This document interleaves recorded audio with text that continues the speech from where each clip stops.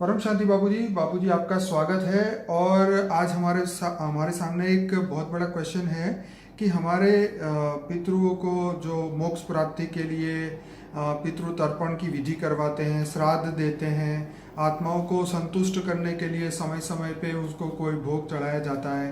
अलग अलग जैसे भक्ति मार्ग में बहुत सारी बातें, उसमें हम डिटेल में नहीं जाएंगे, पर हम ये जानना चाहते हैं कि ज्ञान मार्ग के अंदर अगर हमारे पूर्वजों को जो आत्मा मृतक आत्मा है उनके कल्याण के लिए श्राद्ध के माध्यम के सिवाय भी क्या हम उसके ऑल्टरनेटिव क्या हम उनको हेल्प कर सकते हैं उन आत्माओं को। देखो, श्राद्ध की विधि तो बहुत लोग जानते हैं, अपने पूर्वजों को श्राद्ध करते हैं अलग अलग विधियों से। बहुत सारी विधियों हैं, वो तो भक्ति मार्ग में है ही। ज्ञान मार्ग में जो शॉर्ट एंड स्वीट ज्ञान मार्ग में है, जो पितृ अपने जो पूर्वज हैं, चाहे पूर्वजों में माता पिता है, बाप दादा है, जो भी नाना नानी, जो भी करना चाहते हैं, जो भी मृतक आत्मा है, कोई भी आत्माओं को आप उसको कल्याण करना चाहते हैं, उसकी सदगति करना चाहते हैं, तो उस आत्माओं के लिए यहाँ तो सीधा एक ही रास्ता है कि आत्माओं को सदगति कैसे करें। आत्माओं की सदगति का रास्ता क्या है? उनको सदगति करना चाहते हो, आप उनको प्यार करते हो, क्योंकि प्यार बहुत करते हो तुम, चाहे माता पिता है। अब शरीर छोड़ के चले गए, यहाँ तो है नहीं माता पिता, यहाँ तो शरीर छोड़ के जो चले गए उनको तुम चाहते हो कि इनकी मुक्ति हो जाए, मोक्ष हो जाए। तो मोक्ष कैसे दे उनको? आप चाहते हो कि आत्माओं की जो मृतक आत्मा है, जो पूर्वज है हमारे, उनको मोक्ष देना चाहते हैं, सदगति करना चाहते हैं। तो उसको ज्ञान मार्ग में एक युक्ति है कि ऐसी आत्माओं को तुम ज्ञान दो। ज्ञान क्या देना है? सीधा साधा है कि तुम आत्मा हो और तुम परमात्मा को याद करो, तुम आत्मस्वरूप परमात्मा को याद करो। बाकी एक सीधी सादी विधि है, अपने आप को, स्वयं को जानो, स्वयं को जानो। मतलब जो आप बात कह रहे हैं वो बात जिंदा लोगों के लिए भी वही है और मृतक आत्मा के लिए भी वही है। हाँ, सभी आत्मा तो है ना अल्टीमेट। श्राद्ध का मतलब ये है कि हम उन आत्माओं को संतुष्ट करने के लिए उसको कोई भी धरती लोक की चीजें उनको अर्पण करते हैं, उनको रिझाने की कोशिश करते हैं, उनको खुश करने की कोशिश करते हैं, लेकिन हम उनको रियलिटी में आत्मस्वरूप का ज्ञान हम बताएं तो वो उसको ज्यादा संतुष्टि मिलेगी आपके हिसाब से। हाँ, तो जैसे मनुष्य आत्मा है, वैसे वो 3 तत्वों वाली आत्मा है ना। उसके पास, मनुष्य के पास 5 तत्व है। ये तो सब जानते हैं, 5 तत्वों का शरीर है मनुष्य के पास, और इनके पास 3 तत्व है। मृतक आत्माओं के पास सूक्ष्म शरीर है, आकाश वायु और अग्नि का 3 तत्वों का शरीर है। अब उनको भी शांति चाहिए ना, तो शांति कैसे मिलेगी? और सभी आत्माएं अब तमो प्रधान बन गई है ना, आत्मा में शक्ति खत्म हो गई ना, आत्मा ही शरीर को चलाती है ना। तो आत्मा क्या बन गई? कलयुग में तमो प्रधान बन गई है। इसलिए वो पहले एकदम सतयुग में सतो प्रधान थी, तो सतो रजो तमो बन के आत्मा तमो प्रधान बन गई। आत्मा में पावर की कमी है, तो आत्मा में पावर की कमी है, तो आत्मा में पावर कहाँ से आएगी? ये सोचना है ना उसको। चाहे मनुष्य हो, चाहे कोई भी आत्मा हो, चाहे प्रेतात्मा हो, कोई भी आत्मा हो, उसको ज्ञान चाहिए। क्या चाहिए? ज्ञान। इसलिए ज्ञान प्राप्ति कैसे हो? स्वयं को जानने, तो तुम खुद ज्ञान मार्ग में चलो, तो ज्ञानी बनो। तुम ज्ञानी बनोगे आत्मस्वरूप बनकर। तुम आत्मा हो, आत्मा कहाँ रहती हो जानो, हमारी दूसरी वीडियो में योग की विधियां हैं सब। तो ज्ञान आत्मस्वरूप बनकर तुम परमात्मा मना, परमात्मा मना ऑलमाइटी अथॉरिटी, उसको तुम खुद याद करो। और तुम आत्मस्वरूप बनकर अगर उस जो आत्माएं हैं उनको फोटो रखकर उसके फोटो पर भी तुम उसको सकाश दोगे, उसकी फोटो के सामने भी उसको सकाश दोगे, तो वो आत्मा तो हाजरा है तुम्हारे घर में है, तो उसको सकाश दोगे फोटो को सामने बैठ के, तो उसको सकाश मिलेगा। और उसको तुम भी उसको आत्माओं को ये समझाओ कि तुम भी एक आत्मा हो, तुम भी एक आत्मा हो। मतलब हमें उनके मृतक आत्मा के उनको उसको हमें संकल्प भेजना है कि तुम भी एक आत्मा स्वरूप बन जाओ, आत्मस्वरूप का उनके ऊपर फोकस कीजिए और फिर जो है परमात्मा को याद करिए। ये हमें मृतक आत्मा को समझाना है संकल्पों के द्वारा। जैसे तुम समझते हो कि मैं आत्मा हूँ, प्रकृति के बीच में रहता हूँ, आत्मा माइंड को चलाता है, माइंड शरीर को चलाता है। तो ऐसी तरह जो मृतक आत्मा है, जो तुम जिनको भी मोक्ष या मुक्ति देना चाहते हो, जो आत्माओं की सदगति करना चाहते हो, तो उसको याद करके, उसको बुद्धि से याद करके, या उसको फोटो रखो तो वो हाजर हाजूर सुन लेगी, तुम्हारे संकल्प भी पकड़ लेगी वो। तुम जो सोचोगे कि हे जो भी नाम हो, कि जैसे कोई नाम है तो नाम दे के बोलो कि हे पिता, हे माता, हे दादा, हे दादी, तुम भी आत्मा हो, मैं भी आत्मा हूं, तुम भी आत्मा हो। और तुम आत्मा, तुम आदि अनादि स्वरूप से कई समय से तुम आत्मस्वरूप नहीं ज्ञान प्राप्त हुआ, अंतिम समय इसलिए आत्मस्वरूप का ज्ञान मैं तुम्हें दे रहा हूं।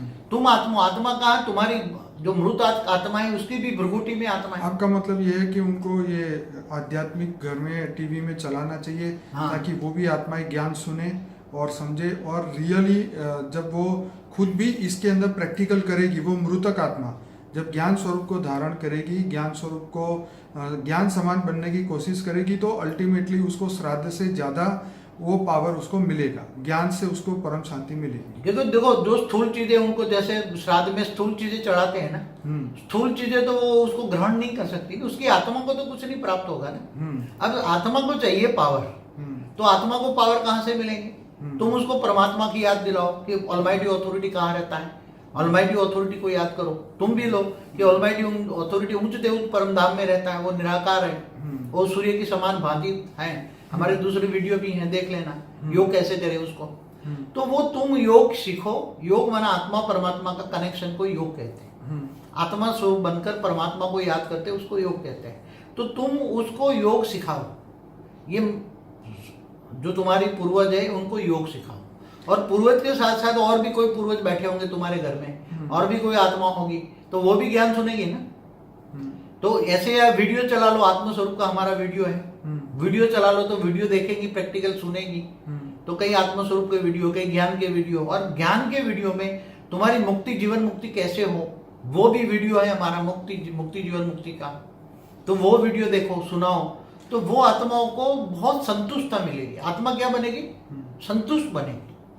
और वो आत्माओं में हो सकता है तुम्हारे पूर्वज वाली आत्माएं बहुत पावरफुल हो, हाई कैटेगरी की आत्मा हो, वो तो उसमें भी पावर आएगी, वो भी आत्मस्वरूप बनकर योग सीखेगी, योग करेगी, तो उसमें भी आत्मा में बहुत पावर आएगी।